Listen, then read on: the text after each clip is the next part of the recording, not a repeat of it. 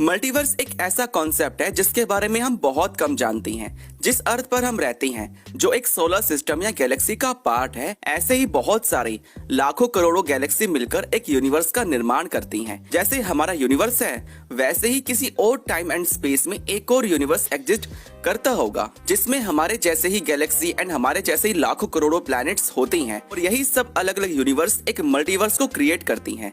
लेकिन फिर आपके मन में ख्याल आता होगा कि ये सब मल्टीपल यूनिवर्स जहां हमारे जैसे लोग रहती हैं, वो क्रिएट कैसे हुई।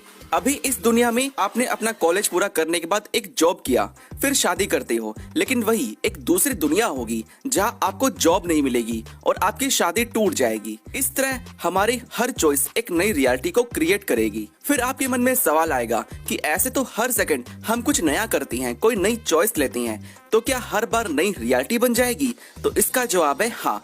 ऐसे बहुत सारी इनफिनाइट नई रियलिटी बनती हैं और खत्म होती रहती हैं।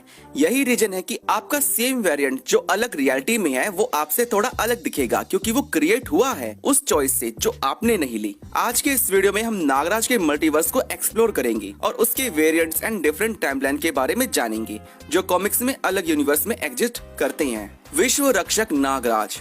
पहले कॉमिक्स नागराज से शुरू होने के बाद विसर्पी की शादी तक नागराज एक ही रहा, लेकिन विसर्पी की शादी कॉमिक के बाद उसने अपनी डेस्टिनी को दो अलग टाइमलाइन में दो फाड़ किया, जिसमें विश्व रक्षक नागराज महानगर चला जाता है, वही आतंकहर्ता नागराज आतंकहर्ता बन आतंकवादियों का सफाया करने अलग वेरिएंट बन दूसरी टाइमलाइन क्रिएट कर निकल पड़ता है। यहाँ से दो नागराज हो गई। फिर आगे नागायन सीरीज आई, जिसमें नागराज के भविष्य की कहानी बताई गई, जो 2025 में सेट है, लेकिन आगे जाकर ये दूसरे यूनिवर्स के दूसरे नागराज के भविष्य की कहानी के साथ कंटिन्यू किया गया, क्योंकि मेन विश्व रक्षक नागराज की कहानी बिगड़ रही थी। यहाँ से एक और नागराज बना। फिर ड्रैगन किंग और सर्वनाक तक कॉमिक्स आई। सर्प सत्र में तोसी पाताल से धरती पर और राज कॉमिक्स में आया। शीलभंग में विश्व रक्षक नागराज को ज्यादा एज का दिखाया गया। आतंकहर्ता नागराज, जिसने अपनी चॉइस बदली, दूसरी टाइमलाइन क्रिएट की और हरिमौत कॉमिक के साथ दूसरे देशों में आतंकवाद को खत्म करने चल पड़ा। जर्मनी में वीरगति कॉमिक में मारा जाता है, फिर उसके मरने के बाद क्षतिपूर्ति सीरीज में उसके मरने के बाद जिंदा होने की कहानी कंटिन्यू होती है। इसमें मसाया और राज का कैरेक्टर दिखा, और साथ ही अलग अलग यूनिवर्स से नागराज या उसके वेरिएंट्स आने की संभावनाएं बनने लगी, जो स्पाइडरमैन नो वे होम जैसा बड़ा इवेंट बन सकता है, जिसमें 3 या उससे ज्यादा नागराज एक साथ भी दिख सकती हैं। हो सकता है टाइमलाइन में छेड़छाड़, कोई विलन या युगम इसके आगे के भागों में इस टाइमलाइन को खत्म कर दी, डिस्ट्रॉय कर दी। अब हमारा अगला नागराज है नरक नाशक नागराज, जिसकी पहली कॉमिक हल्ला बोल थी। फिर नरक नाशक में उसकी ओरिजिन दिखाई। ये दूसरा यूनिवर्स एंड डायमेंशन है, जिसमें नागराज के कैरेक्टर, पावर्स एंड कॉस्ट्यूम को अलग दिखाया गया। नागरन सीरीज, जिसमें अपने अस्तित्व की तलाश में रास्ते में उसे इस यूनिवर्स के ध्रुव, डोगा, शक्ति, परमाणु को भी मिलते हैं। इसमें पापाध्यक्ष, नागमणि, ड्रैकुला जैसे मेन विलन्स हैं। कौन मारेगा नागराज को, इस पर सभा भी होती है। तोसी की एंट्री, अप्सरा की जगह विसर्पी का होना, नगर नाशक के पिछले जन्म राजनाग की कहानी, जो नागराज के पिछले जन्म को दिखाती है। ये पहली बार था जब नागराज के पिछले जन्म को एक्सप्लोर किया जा रहा था। यही हमें एक और वॉरियर नागराज देखने को मिला, जिसका नाम है राजनाग। अब हमारा अगला नागराज फ्यूचर का नागराज है, जो सिर्फ नागायन एंड महानगन में ही दिखा है, जो 2025 की अलग यूनिवर्स में घट रही नागराज के फ्यूचर की कहानी है, जो रामायण एंड महाभारत से प्रेरित है, जिसमें नागराज एंड ध्रुव की शादी हो गई है। फिर महानगायन में उनके बच्चे उन्हें जिंदा करती हैं। इसमें नागराज के भाई का जिक्र आता है, जिसमें उसके पिता का चक्कर दूसरी औरत के साथ था। नरनाशक के यहाँ दिखने के लीक्स निकल कर आई हैं, जिसमें अब फ्यूचर में इसकी और आने वाले कॉमिक्स से हमें बता पाएंगी कि ये किस टाइम एंड सिचुएशन में सेट है और नरनाशक यहाँ कैसे आया।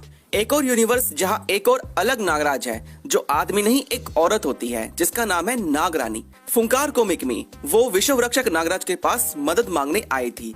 नागराज ने अपना एक अंश उसे दिया, जिससे नागरानी गर्भवती हुई।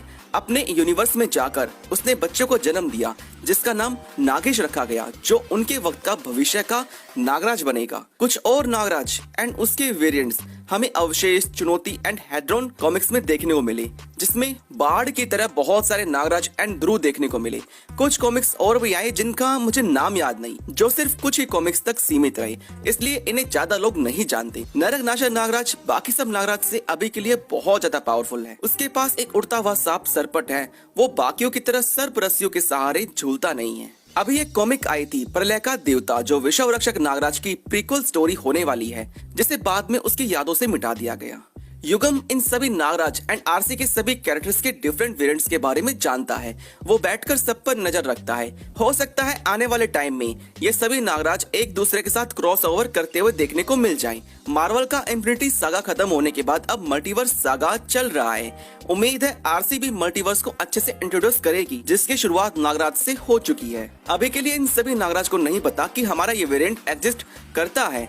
विश्व रक्षक, आतंककर्ता और नरनाशक एक दूसरे की पहचान से अनजान है, लेकिन सर्वनायक में विश्व रक्षक नागराज को पता चल जाता है कि उसका दूसरा वेरिएंट भी है, जो आतंककर्ता और नरनाशक है। वो युगम क्षेत्र में बैठा ये सब देख रहा होता है। सर्वनायक में नरनाशक और आतंककर्ता का आना किसी फैन के लिए सपने से कम नहीं था, लेकिन ये उनका सिर्फ प्रतिरूप था, असलियत नहीं। बेसिकली मल्टीवर्स के कंसेप्ट को आप इस तरह भी समझ सकते हो। एक है बबल रियलिटी। जितने भी यूनिवर्स एंड मल्टीपल अर्थ होते हैं, ये एक दूसरे के आसपास वैक्यूम टाइप की स्पेस में रहते हैं, और जब भी कोई ब्रांच रियलिटी बनती है, तब जैसे एक बबल से दूसरा बबल निकलता है, वैसे ही एक अर्थ से दूसरी अर्थ निकलती है। अब ये सुनकर आपको लगेगा कि ऐसा कैसे हो सकता है, लेकिन ज्यादा दिमाग लगाने की जरूरत नहीं है। ये कॉमिक्स एंड मूवीज में डाला गया मल्टीवर्स का फिक्शनल कंसेप्ट है, जो आपको इन सब पर यकीन करवाने और आपको साइंस से जोड़ने के लिए रखा गया है। मार्वल में भी लोकी में दिखाया मल्टीवर्स को ऐसे आप समझ सकते हो।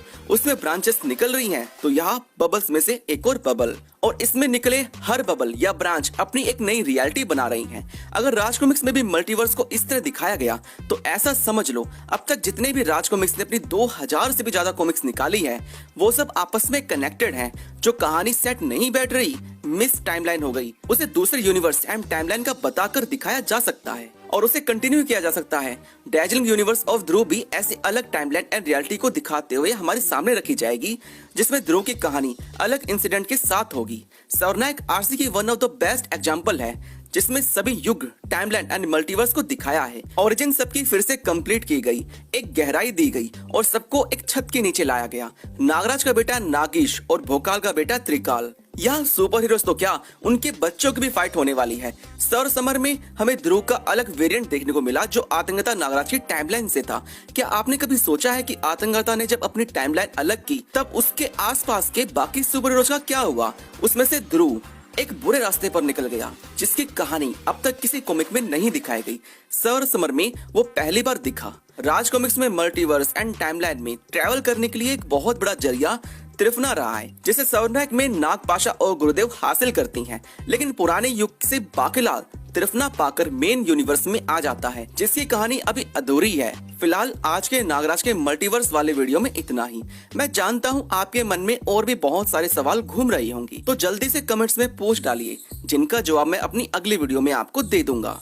आरसी का मल्टीवर्स अभी एक छोटे स्केल पर है, लेकिन बहुत जल्द आने वाले कॉमिक्स में आपको वो मजा मिलेगा जो इंडियन कॉमिक इंडस्ट्री में आज तक कभी नहीं घटा। बाकी मेरा नाम था आशीष और आप देख रहे थे मेरा यूट्यूब चैनल। मिलते हैं अगले वीडियो में।